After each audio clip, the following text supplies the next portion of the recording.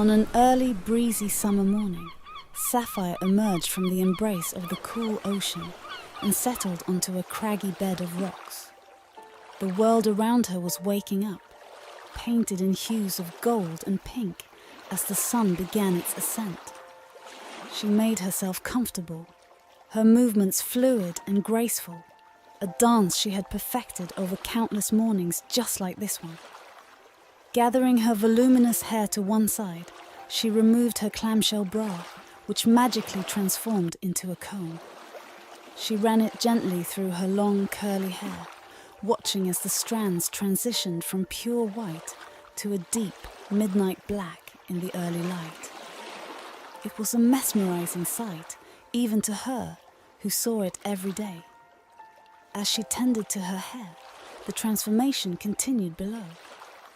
Her majestic mermaid's tail began to recede, revealing legs that were smooth and tinted a warm cinnamon hue.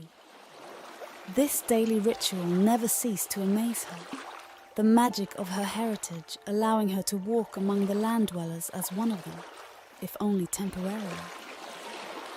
The ocean, her eternal companion, caressed the rocks with its waves, sending tiny beads of water to splash against her skin, a reminder of her origins. She looked up at the sky, now ablaze with the light of dawn, and pondered the realms above. The heavens, home to gods and angels, seemed so distant, yet endlessly fascinating. Sapphire knew well the stories of the heaven gods, beings of immense power and pride, who seldom deigned to visit the earth or the sea, considering themselves superior to all. Even angels, those ethereal messengers between worlds, rarely made their presence known to mortals or sea dwellers alike. Her father, King Neptune, had issued a strict edict forbidding any from their undersea kingdom to seek out or even associate with celestial beings. The penalty for such a transgression was severe: the loss of one's fins and exile to the domain of Orcus, the fearsome god of the underworld. It was a fate that Sapphire, despite her curiosity, had no desire to tempt. Yet, despite the decrees and dangers, Sapphire couldn't quell her fascination with the world above and beyond. The ocean was her home, her sanctuary, but the heavens held mysteries that her soul yearned to understand. Each morning, as she transitioned between her two forms, she allowed herself to dream of the impossible, to wonder about the lives of those who dwelled in the realm of gods and angels. In her heart, she harbored a secret hope that one day, perhaps, the boundaries that divided them might be bridged, and she could witness the wonders of the heavens with her own eyes. But as the sun climbed higher, signaling the start of another day, Sapphire shook off her reveries. There were duties to attend to, a kingdom to serve, and a strict father to obey. With a final glance at the sky, she stood, her legs carrying her away from the sea's edge and towards the land, her thoughts lingering on the celestial wonders that lay just beyond her reach.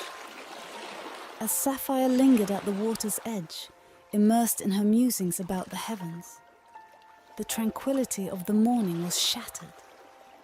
A bolt of lightning, fierce and unforgiving, struck the sea. It exploded in a spectacle of light and power, forming a towering mushroom of water and energy. Sapphire's heart leaped into her throat. A shriek escaped her lips before she could contain it, her eyes widening in disbelief at the chaos unfolding before her. She scrambled for cover, finding refuge behind a sturdy wall of rocks, her heart pounding against her ribcage. The ocean, now a tempest of wrath, unleashed a tidal wave that rushed toward her with relentless force. It crashed into the rocks with a fury that shook their very foundation. Around her, rocks tumbled, creating a cacophony of destruction. She huddled there, covering her head, praying to the sea gods for protection. When the turmoil subsided, Sapphire dared to peek from her makeshift shelter, her gaze drawn upwards. What in the depths are they doing, she wondered, her thoughts a whirlwind of confusion and fear. Her heart barely had time to slow its frantic pace when a new terror approached, a fireball hurtling directly towards her. Instinctively, she ducked back behind the rock wall, bracing for impact. The collision was monumental, the sound of it reverberating through the air and the ground beneath her.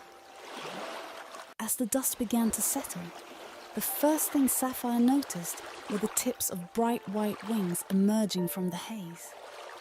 Her curiosity, now mingled with apprehension, nudged her forward. As the dust cleared further, a figure became discernible. A man, lying battered and broken upon the rocks. An angel, she realized, a sense of awe washing over her despite the fear. Her father's stern warnings echoed in her mind, threatening and dire. Yet, as she looked upon the wounded celestial being, compassion overrode her trepidation. I can't just leave him, she thought, her decision made in the span of a heartbeat. She noted his attire and the disarray of his once majestic wings, but it was his injuries that drew her focus. Compelled by a need to help, she approached, using her magical hair to heal his wounds, each scar knitting together under her tender care. When she returned from cleansing his blood away, his gaze met hers, intense and penetrating. His deep blue eyes seemed to see straight through her, sparking a connection she couldn't explain. Captivated, Dominic's gaze lingered on Sapphire, taking in the sight of her with an intensity that made her heart race. His eyes traced the fall of her curly hair, framing her face and cascading in a natural flow around her swollen breasts. The sunlight played off her skin, the droplets of water glistening like tiny jewels against her cinnamon hue, lending her an ethereal glow.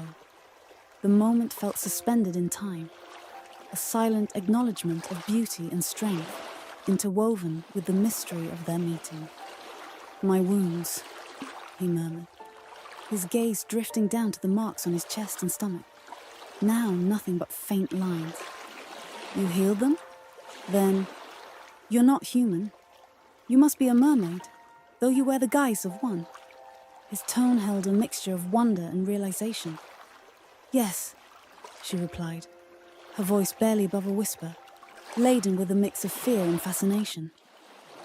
My father warns against your kind, and mine, yours.